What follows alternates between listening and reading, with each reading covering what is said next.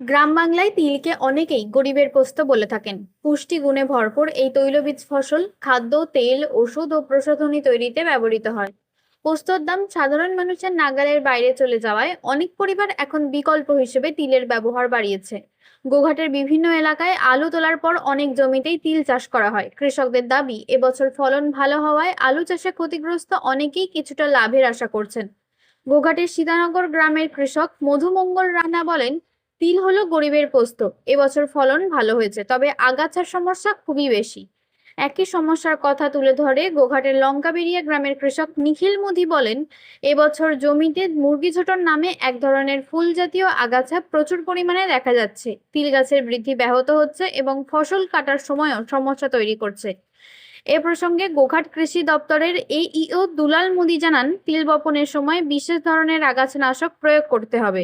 পরে আগাছা দেখা দিলে তা হাতে তুলে ফেলারও পরামর্শ দেন তিনি। কৃষি বিশেষজ্ঞদের মতে, তিল কম খরচে লাভজনক ফসল। আগাছা সমস্যা কার্যকর সমাধান করা গেলে তিল চাষ আরও লাভজনক হয়ে উঠতে পারে। তিলের ফলন তুলনামূলকভাবে আর অন্য বছরের তুলনায় একটু ভালো আছে। কেননা এবছর ওয়েদার তো আবহাওয়া খুব ভালো ছিল, সেই তুলনায় গাছ খুব ভালো হয়েছে। এবার আদায়ের উপর নির্ভর।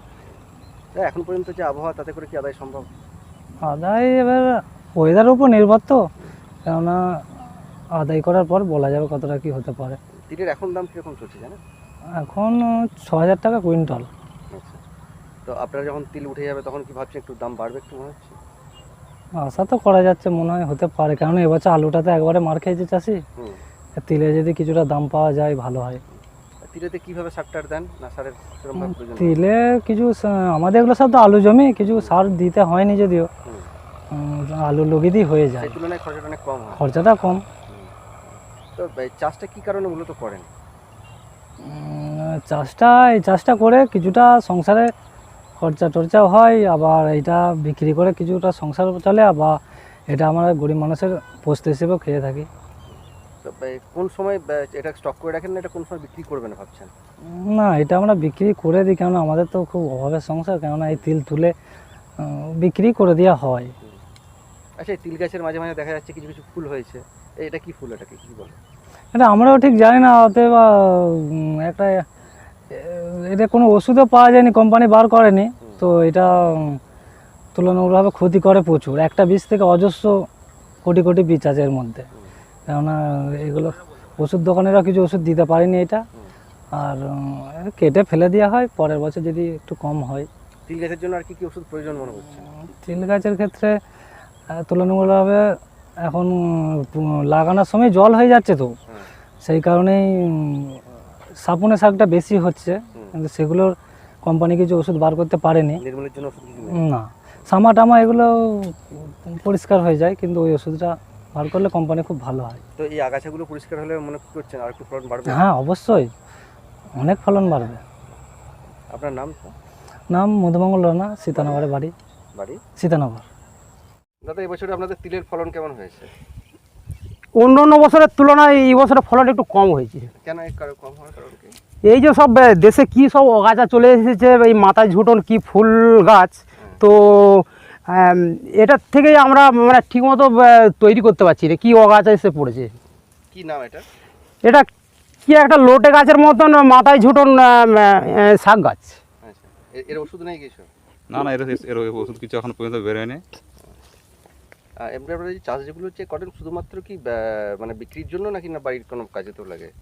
এটা হচ্ছে আমাদের চাষ করা হয় অতিরিক্ত, যদি বাড়ির হয় সেটা আমরা বাজারে কিছু বিক্রি টিক্রি করে কিছু ঘরের সংসারের খরচ খরচা হয়। আর তাছাড়া এটা আমাদের গরিব মানুষের এটা যে ঘরের একটা পোস্ত হাতের কাছে পাই, আমরা এটা পোস্ত হিসেবেও ব্যবহার করি। তো এই আবহাওয়া যা, তিল কি আদায় করা সম্ভব হবে? তো এই বছরে শুষ্ক বাজার, এই বছরে তিল আশা করি ভালোভাবে আদায় হয়ে যাবে। কিরকম দাম তিলের এখন? তিলের দাম এখন সম্ভবত কত? 9-9.5 শোনা যাচ্ছে। হ্যাঁ, 9-9.5। কি নাম আপনার? আমার নাম নিখিল মুদি। আমি গোঘাট থানার 1 নম্বর ব্লকের লঙ্কাবেড়িয়া গ্রামের আমি বাসিন্দা।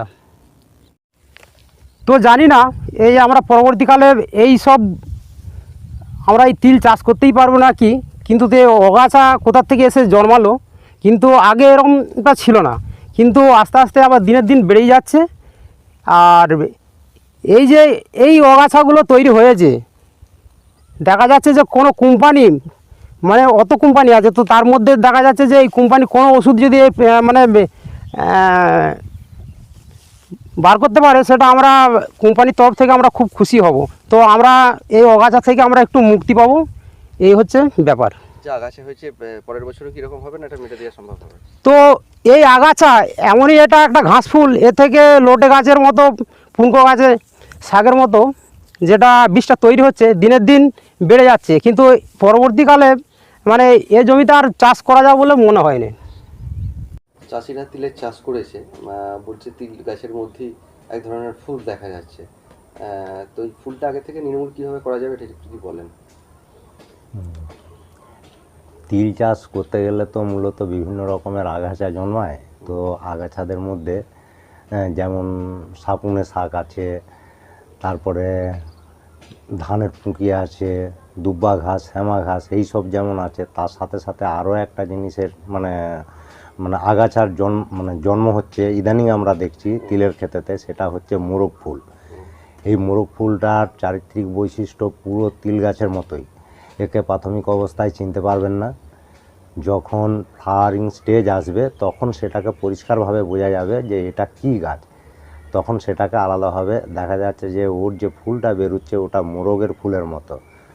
হ্যাঁ, তো এইখানে স্থানীয় ভাষায় বলে যে মোরগ ফুলের গাছ। এটা তিলবাড়ির মানে জমিতে আগাছা। উপায় কি? এটা নির্মূলের উপায় হচ্ছে প্রাথমিক অবস্থায় এটাকে দুভাবে নিয়ন্ত্রণ করা যায়। এটা দুভাবে নিয়ন্ত্রণ করা যায়, একটা হচ্ছে পোস্ট এমার্জেন্সি, আর একটা হচ্ছে প্রি এমার্জেন্সি সেটা হচ্ছে তিল বীজ বোনার পর মাটিতে যদি রস থাকে সেই অবস্থায় 24 ঘন্টা থেকে 48 ঘন্টার মধ্যে যদি এটাকে স্প্রে করা যায়, যেমন পেন্ডিমিথালিন, এটা মোটামুটি 1 ট্রাং জলেতে 100 ml দিয়ে যদি স্প্রে করা যায়, এটা তিল যেমন গাছ ফুটবে, সাথে সাথে যত রকমের আগাছা একটাও হবে না। এটা তাহলে আগাছানাশক? হ্যাঁ, আগাছানাশক। আচ্ছা। পেন্ডিমিথালিন আছে, তারপরে পেটিলাক্লোরো আছে, এইগুলো জমিতে মানে যদি রস থাকে সেই অবস্থায় দিলে এটা খুব ভালোভাবে নির্মূল হয়।